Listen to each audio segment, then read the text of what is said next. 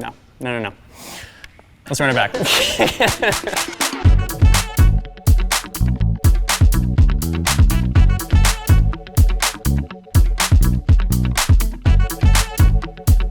This might be the most spin-friendly 1820 we've seen this year, so let's talk about it. For this iteration of the Prince Tour 100P, we've got a new material as well as an updated layup. Jay, I know you've got a heavy forehand. Do you feel like you could go after that with this particular racket in hand? Yeah, I actually felt like I could. You know, it is an 18 by 20, but I don't feel like all 18 by 20s are created equal. You know, it really depends on the drill pattern, on the head size, and luckily this 100P, it feels more open than like a standard Blade 98 or a Pure Strike 98 18 by 20. And for me, it's a really good thing because I like to attack with spin. I come from rackets that are like 16 by 19, 16 by 20, and this one feels a bit more open, and I feel like I still could generate spin with it. Launch angle, still a little bit lower than I would like, but I am coming from very open string pattern rackets, so I would have liked it a bit more flighty for me, but it just took some adjustment period and then I was able to get used to it. What I did like about it though was that I felt like I could really attack with this one and really swing out because without fear of really overhitting because of that lower launch angle, and the control was really great with this racket. You know, I picked up on that lower launch angle as well. For me, particular on serve is where I noticed it. Did you have any issues or concerns with it on serve for you? With the serve, I was just kind of noticing that my power level wasn't as high as I'd used to with my current racket of choice, which is the Pure Aero 98. My top end speed just wasn't there. I would hit a racket, look at our Zenith data, and it just wasn't quite, it was probably 2 or 3 miles per hour lower than I would anticipate. Okay. And I've seen you implement more volleys lately. Your net game's definitely getting better. Do you feel like this racket was conducive for that as well? Yeah, the volleys on this was really good, and with the previous version, I always felt that that racket was a little bit soft, and I felt a little disconnected from that one. This one, I feel much more connected to my shots, I think thanks to that iso fiber technology, and the feel is really good. It's a bit firmer, but it doesn't feel stiff, and so when I'm hitting my volleys, it does feel nice and crisp. It's more point and shoot. I can kind of just target and hit where I want.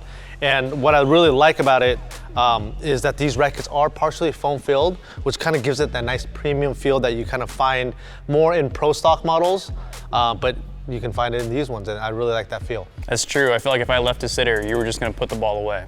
So or shank it. Don't want that. But yeah, overall, I think this is a great racket for someone that likes 18 by 20 string patterns, but wants just a bit more power, a bit more access to spin. This one will give it to you. All right, next up, we've got another aggressive baseliner. Kyla, what'd you think of this Tour 100P? I really enjoyed hitting with this racket. This was my first time in probably about 15 years playing with a Prince racket, and I had a lot of fun. Okay, do you feel like you were favoring your forehand or your backhand over the other?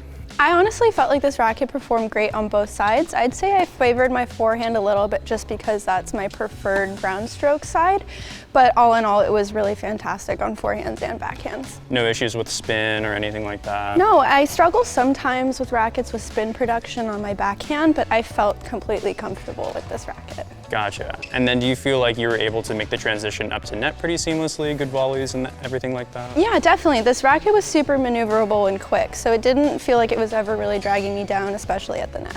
And then when it comes to some of the other rackets that you've tried this year, maybe like the Blade, how does this Tour 100P feel compared to that? It honestly felt fairly similar to the Blade for me, but I would say I preferred this one. It felt a little bit more on the spin production and control side, even though the Blade is a control racket. I just preferred this one for my play style. And then what about compared to like your racket of choice, like the TF40? It feels very similar to my TF40. Okay. I would honestly probably still stick to my racket of choice, but it's very hard to convince me to change. But yeah. I'd say this racket is the closest I've come to potentially changing my racket of choice. Okay. So it was a lot of fun. It feels very similar. That's a pretty glowing review. All right, Tiff, I feel like you might be the most qualified person to speak on this new iteration of the Tour 100P, especially because you're coming from the previous one being your racket of choice. So what do you feel like are the main differences between that one and this one? Well, I'm gonna say I should be familiar with this racket. I've used a Tour 100P for the last 10 or so years, so a couple generations of the racket under my belt. I think looking at the specs, they're really, really similar. The swing weights aren't too wildly far apart. The stiffnesses are pretty much the same too. I think, if anything, I think it comes down to feel. I think that the feel here is a little bit crisper, a little bit cleaner, a little less dampened. That's not to say that it's not comfortable. I felt like the racket still would really breathe and you can still get that good dwell time on the string bed. So that aspect of the Prince Tour line is still there for me, and which is what I really like about this racket. I wouldn't say that I was getting a lot more speed, but I could get some more speed out of this racket. The stability, for me, still right there. It's very similar. I could go between the two rackets without any issues at all. Interesting. And you and I are definitely more of like the counterpunching play style. Do you feel like this racket was pretty conducive for that style of play? I do. I was also on the playtest of the lighter Tour 100 290, and for that racket, it's a much more open string pattern. It's a lower swing weight. I was saying on that review that I really felt like with that racket, I could be more of an aggressive player. I could use a top spin and be more aggressive with my shot making. With this one, I really liked how it absorbs pace. And with that denser string pattern, but not too dense, that's one of the factors I like about this racket, is that I could control my shots and also absorb that pace really well and then redirect it where I want it. So the string pattern, like going back to that just as it is, it does give that a little bit of option. If you are getting a short ball to attack, you can get the ball put away. All right, and now the question that I really want to know, and maybe our viewers too, are you switching to this new one? Yeah, I will make the switch. I am going to also keep the Tour 100 290 in my bag too, just depending on the day, what I feel like. I really do like the feel of this one. It's nice and crisp, but I still get that Prince comfort, as well as I really like the new cosmetic. All right, Oak, it's your turn now. You also play a counterpunching game and are a big fan of a previous Tour racket. You are a big fan of the ATS Tour 98. So can you offer some comparisons to the previous versions, also to the 98 square inch head size?